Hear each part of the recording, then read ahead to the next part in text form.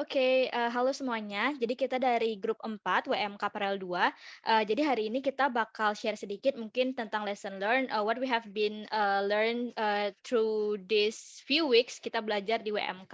Nah, jadi mungkin, kalau dari aku sendiri, beberapa poin yang ingin aku sampaikan, yang pertama itu tentang, ketika kita create bisnis, itu kayak kita harus punya planning yang matang. Dan, dan produk yang kita bikin itu harus, solve, the problem di dalam masyarakat. Jadi, nanti akan mendapatkan, higher acceptance rate. Contohnya produk kita itu kan tentang, rulos, rupa alus pilukis, jadi itu terbuat dari silk yang di mana itu tuh, actually solve the problem, di mana misalkan para skincare enthusiast atau, pria dan wanita yang hidup di, daerah urban itu sering mengalami permasalahan kulit, baik itu kulit sensitif, berjerawat, atau lain sebagainya, itu akan perlu banget, eee, pillowcase yang, halus dan juga, suitable untuk kulitnya, mungkin seperti itu. Mungkin untuk lesson learn kedua boleh di-share oleh teman saya.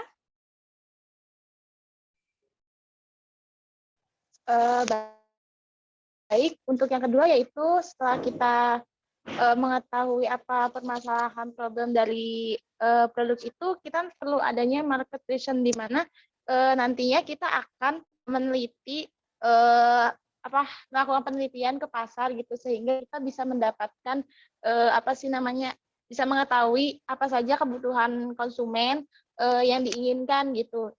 Contohnya seperti yang kita akan membuat produk rulos di mana nantinya, kita akan menggunakan desain yang lucu-lucu, terus, akan menggunakan bahan-bahan yang nantinya bisa membantu, untuk memecahkan permasalahan para konsumen yang ada di pasar. Mungkin cukup sekian, akan dilanjutkan.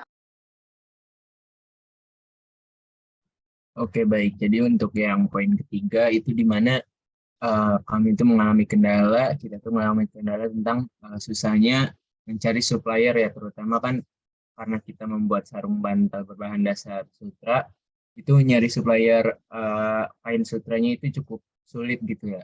Contohnya aja kalau misalnya kita nyari lewat online, itu kita tidak bisa memastikan apakah itu kain sutra asli atau enggak, sedangkan untuk eh, jika kita mencari secara offline gitu, dan sekarang kan kita berdomisili di Bogor, itu cukup sulit ya untuk mencari supplier kain sutra yang asli gitu.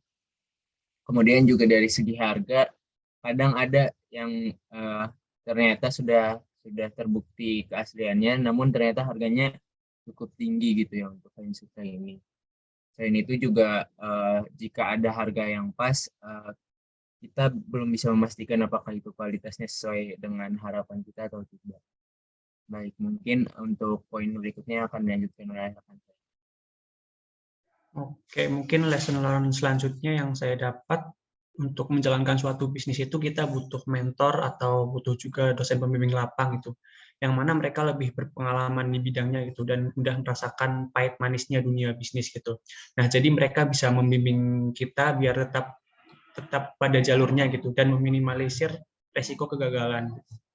Kemudian selain itu kita juga butuh melakukan benchmarking gitu kepada bisnismen lain, terutama kepada kompetitor yang mana memiliki usaha sejenis dengan kita. Jadi kita bisa tahu nih mana sih yang menjadi keunggulan produk kita, mana yang jadi keunggulan produknya kompetitor. Kemudian kita juga jadi tahu mana sih kekurangan produk kita dan kekurangan produknya kompetitor. Gitu.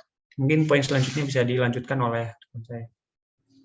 Oke, maybe untuk poin terakhir, sekalian juga representation, itu adalah kami merasakan bahwa ternyata teamwork itu perlu banget dan kita juga perlu set apakah kita masih ada di page yang sama kayak, dan kita harus utilize juga apakah kemampuan dari diri masing-masing, misalnya ada yang lebih condong ke marketing atau ke finance, jadi di situ kita lebih mudah untuk istilahnya melakukan pembagian tugas dalam dalam menjalankan bisnis itu. Jadi menurut kami teamwork itu juga perlu banget, dan kita juga kayak kalau misalnya ada problem ataupun apa-apa, kalau bisa di-share juga karena kan masing-masing juga ada tugasnya, jadi kita bisa saling backup tanpa questioning atau tanpa berpikiran buruk dengan satu yang lainnya gitu.